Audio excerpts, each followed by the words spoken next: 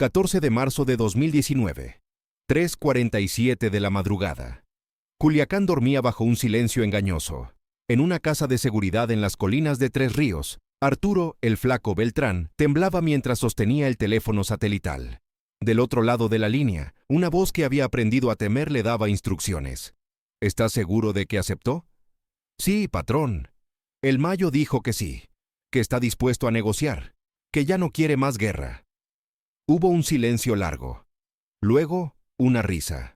Entonces ganamos. El viejo finalmente se rindió.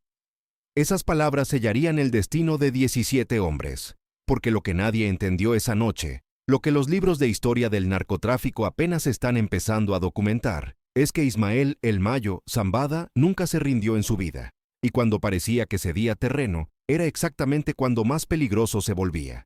Para entender lo que pasó en Culiacán aquella primavera, tienes que entender quién era el Mayo en 2019. No era solo otro capo. Era el arquitecto invisible, el hombre que había construido un imperio sin jamás pisar una prisión, sin jamás aparecer en una fotografía oficial, sin jamás pronunciar una amenaza que no cumpliera, mientras sus socios caían uno por uno. El Chapo extraditado, Arturo Beltrán acribillado, los Arellano Félix desmantelados. El Mayo seguía ahí. 71 años, más de 5 décadas en el negocio, y ni una sola noche tras las rejas. ¿Cómo lo lograba? La respuesta era simple, pero casi nadie la entendía. Ismael Zambada no era un hombre de guerra, era un hombre de paciencia. No respondía a las provocaciones con balas, respondía con tiempo, y el tiempo, en este negocio, era el arma más letal de todas.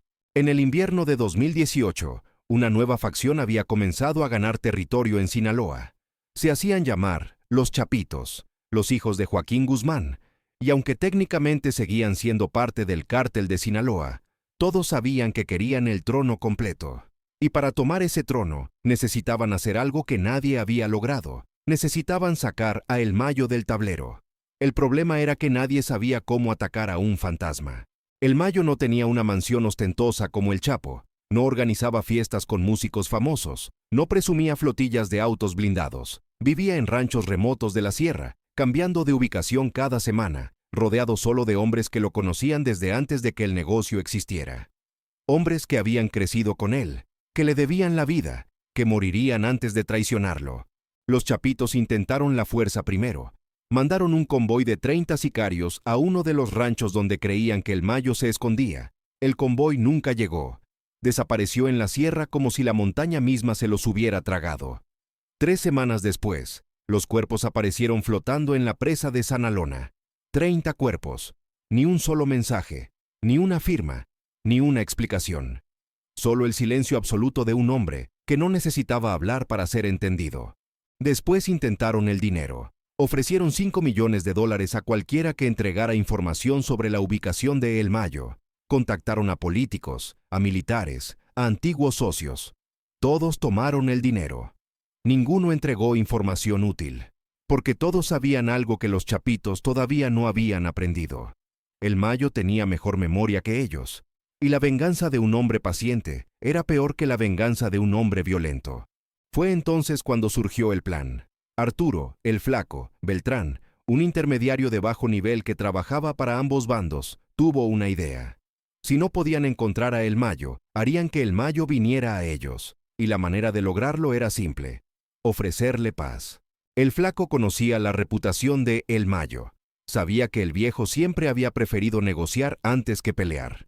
Había escuchado las historias, cómo El Mayo había evitado guerras que parecían inevitables, cómo había cedido territorio para preservar vidas, cómo había dicho alguna vez que cada bala que disparas es un hijo que alguien pierde. Lo que el flaco no entendía, lo que casi nadie entendía, era la diferencia entre diplomacia y debilidad. El Mayo no negociaba porque tuviera miedo, negociaba porque sabía que la guerra era mal negocio. Pero cuando alguien confundía su diplomacia con su misión, cuando alguien pensaba que su paciencia era cobardía, entonces el Mayo cambiaba las reglas del juego. El 28 de febrero de 2019, el flaco logró hacer contacto con un emisario de El Mayo. Le transmitió el mensaje. Los Chapitos querían paz. Estaban dispuestos a dividir el territorio.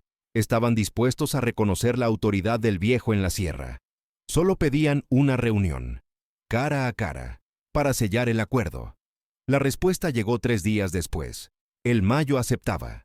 Los chapitos no podían creerlo. Después de meses de guerra silenciosa, después de 30 hombres perdidos, después de millones de dólares desperdiciados, el viejo finalmente estaba cediendo. Se organizó una celebración prematura, se repartieron territorios que aún no controlaban, se hicieron promesas a aliados que pronto se convertirían en enemigos. Lo que nadie sabía era que el Mayo había aceptado la reunión antes de que la oferta fuera hecha, porque el Mayo ya sabía de la trampa. 3 semanas antes de que el flaco hiciera contacto, uno de los hombres de confianza de los chapitos había desaparecido.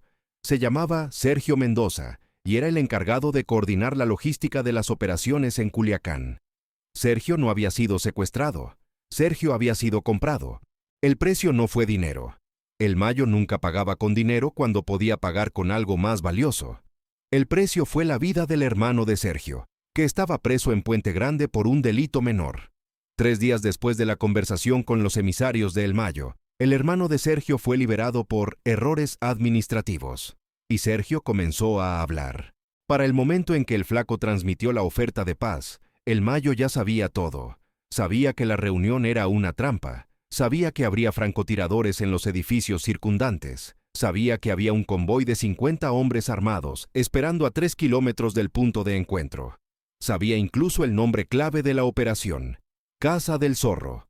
Y con esa información, el Mayo hizo lo que siempre hacía. Convirtió la trampa de sus enemigos en su propia victoria. La reunión se programó para el 14 de marzo de 2019. El punto de encuentro sería una bodega abandonada en las afueras de Culiacán. Neutral, aislada, perfecta para una emboscada, perfecta también para algo más.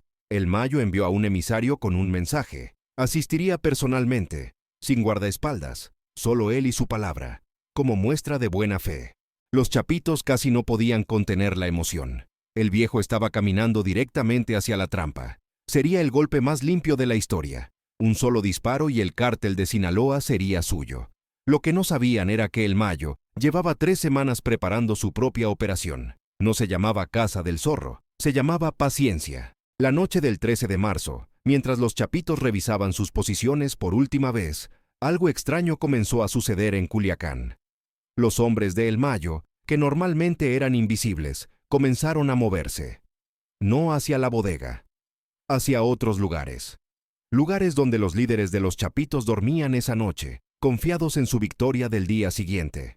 A las 2:08 de la madrugada, las comunicaciones de los chapitos comenzaron a fallar. Torres de telefonía que funcionaban perfectamente dejaron de transmitir. Frecuencias de radio que usaban desde hacía años fueron bloqueadas. Internet satelital, cortado. En cuestión de 1 hora, la organización más poderosa del momento estaba completamente incomunicada. A las 3:00 comenzaron los primeros golpes. No hubo balaceras, no hubo persecuciones, solo equipos silenciosos entrando en casas de seguridad, neutralizando guardias antes de que pudieran reaccionar, capturando a hombres que ni siquiera sabían que estaban siendo atacados. Para las 4:00 de la madrugada, el Mayo tenía a 11 mandos de los chapitos en su poder, no muertos, vivos, porque los muertos no pueden enviar mensajes. La reunión en la bodega nunca ocurrió. A las 6:00 de la mañana, cuando los francotiradores de los chapitos seguían esperando a un viejo que nunca llegaría, comenzaron a recibir llamadas desde los teléfonos de sus propios jefes, llamadas donde se escuchaban voces que conocían, voces que suplicaban, voces que pedían que dejaran las armas y se fueran. Uno de los francotiradores, un veterano llamado Rubén, describió después lo que sintió en ese momento. Llevábamos horas esperando. Teníamos el punto de entrada cubierto desde 3 ángulos. Éramos profesionales. Y de repente mi radio cobra vida y escucho a mi comandante llorando como un niño, diciéndome que me fuera, que dejara todo y corriera, que el viejo nos había ganado antes de que la guerra empezara. Para el mediodía del 14 de marzo, la operación Paciencia había concluido. 17 miembros de alto rango de los chapitos estaban en manos de El Mayo.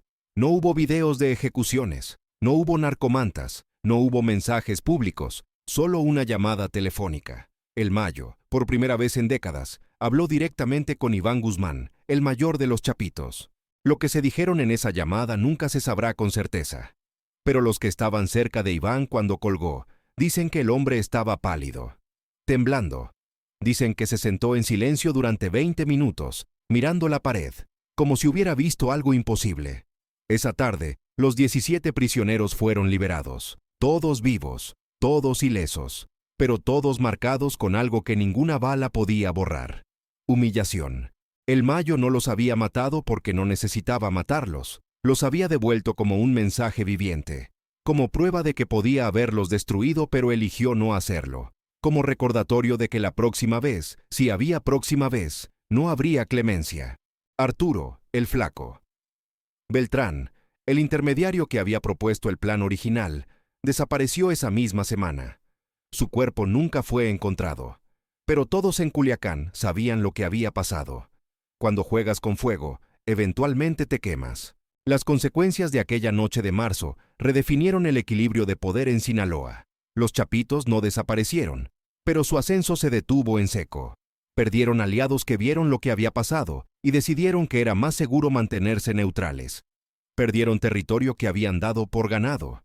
Perdieron, sobre todo, la ilusión de que podían vencer a El Mayo, porque eso era lo que El Mayo había entendido desde el principio. La victoria no se medía en cuerpos, se medía en percepción, en respeto, en miedo. Los chapitos habían confundido su diplomacia con rendición. Habían visto a un viejo de 71 años que prefería negociar antes que pelear y habían asumido que era débil. No entendieron que la disposición a negociar venía de la confianza absoluta. El Mayo negociaba porque sabía que podía destruirlos en cualquier momento. Negociaba porque la destrucción le parecía innecesaria, un desperdicio de recursos que podía usar mejor en otros lugares. Pero cuando la negociación fue usada como trampa, cuando su buena fe fue interpretada como cobardía, El Mayo respondió con algo que los chapitos jamás esperaron. Respondió con precisión quirúrgica, con una operación que demostró que su red de inteligencia era superior, que su capacidad operativa era superior, que su paciencia era, paradójicamente, su arma más mortal. Hay una frase que se atribuye a El Mayo, aunque nadie puede confirmar que realmente la dijo. El hombre paciente no es el que espera, es el que prepara mientras otros se impacientan.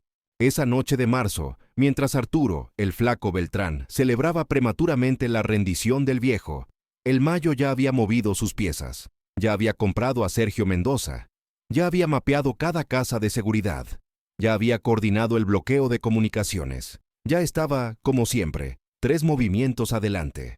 Eso es lo que nadie entendía sobre Ismael Zambada García. No era un sobreviviente por suerte, era un sobreviviente por diseño. Cada persona que subestimó su silencio terminó descubriendo que ese silencio era calculado.